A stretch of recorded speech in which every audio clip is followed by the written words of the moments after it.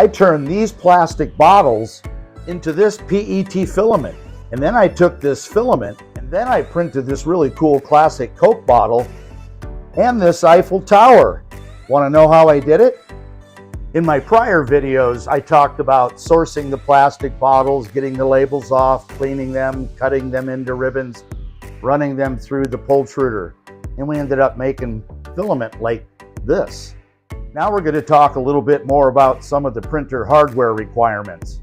We need to take that filament to make stuff like this, and there's a couple of things that we need to know about our printer and its capabilities. First thing to know about PET filament is this stuff likes to be printed hot. It's similar to PETG, but PETG, commercially made, has glycol added so it can print at a lower temp. This stuff needs a minimum of 260 C. I tend to print between 265 and 270. That's going to be one of the things we're going to talk about with the printers. Can it get that hot? The other thing is I find that this stuff likes to be printed a lot slower, somewhere in the neighborhood of 20 millimeters per second to 30, depending upon your machine and if it can keep that nozzle hot enough to extrude this. A couple other things to know. You want your bed to be at about 70 to 73 C so that our PET will stick to that bed during the print. And we want our parts cooling fan to be fairly low. It seems counterintuitive, but in this case, we don't want that air cooling off the nozzle, lowering the temp and causing the filament to jam. I generally tend to run my parts cooling fan at about 25 to 30%. My best piece of advice, be patient. Print slow, print hot, take your time, and as you begin to print, you can start making minor adjustments. Now, if you get your temperature at the nozzle too high, you can actually cause some crystallization of the PET, which will also cause your nozzle to clog and jam. So we have this temperature range that's going to be best for your machine. Now, having said that, let me show you two machines of mine that I'm able to print PET on. One of them is a more classic setup, an Ender 3 V2 that I've modified for PET. Its maximum temp is 260 C. And then I have a Creality CR10 version 3 that its max temp is 300 degrees and it happens to have a direct drive on it. So a couple differences in how we're going to be able to use these machines and how well they're going to print PET filament from these plastic bottles. So let me walk you through my two printers. This is my Creality Ender 3 V2. It's obviously modified. Filament sensor I have over here. Standard extruder, the Capricorn Bowden tubing. This is a modified hot end that I printed and put on here with a BL Touch. So the one thing that I can tell you about these is because the maximum temp of this machine is 260, we're going to have to print slow. And the big mod that I made to this is inside this hot end, I've put in one of the all-metal heat breaks. It was an all-metal heat break that I installed so our Bowden tubing doesn't actually touch the back of the nozzle. There's going to be a break between there.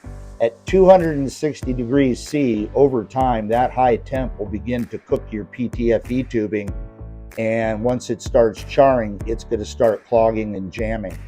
Another small mod I've made here is to the extruder gear. This particular gear happens to have fewer teeth than a normal one, so it tends to bite into the PET filament just a little bit better. I've already mentioned that I've replaced the Bowden tubing, the PTFE tube, with this Capricorn Bowden tubing. I really like it. It lasts quite a while, fairly flexible, and the inside diameter is real good for our PET so long as our PET is 1.75 millimeters or smaller.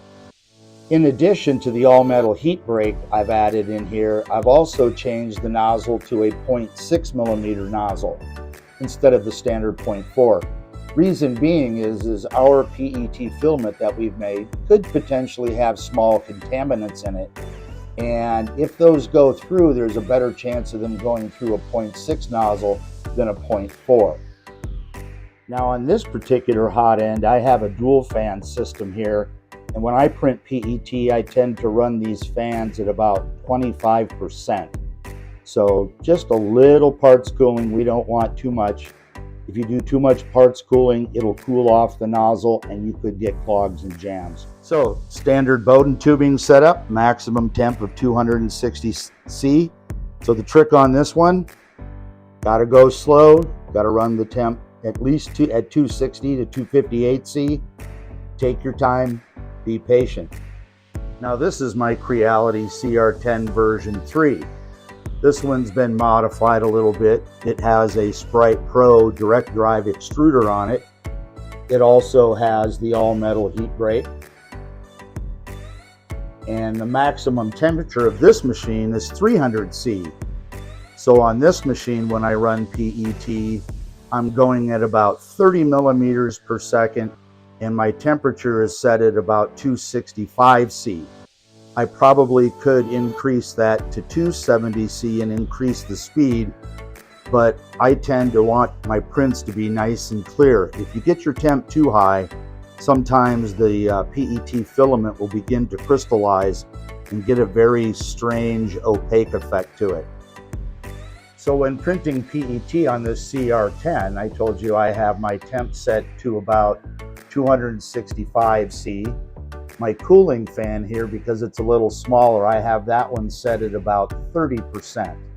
Now, what I'm printing here is actually PLA. I'm just showing you the extruder, direct drive extruder here. Now, because this is a direct drive, I have my retraction settings for my G-code set a little differently. On this machine, I go with a 0.4 millimeter retraction, and that seems to work really well for both PLA like this and my own homemade PET filament. On the other machine with the Bowden tube, my retraction rate is 6.5 millimeters. Quite a bit bigger distance because we have to account for the distance between the extruder and the nozzle. There you have it. A little bit of information about hardware requirements, low and slow. You got to run your temps high, got to keep your bed fairly hot, you got to print fairly slow. And it can be done on, some of the older machines that only go up to 260 C, but your best bet is a machine that can go up to 300 C and has a direct drive on it. That's actually better for almost anything you want to print with filament, right? So, hope you like this video. Drop me some comments. My next video, I'll actually load up some PET and we'll talk a little bit about the settings in our slicer. Speed rates, temperature settings and that sort of thing. So, hope you enjoyed. Drop a comment.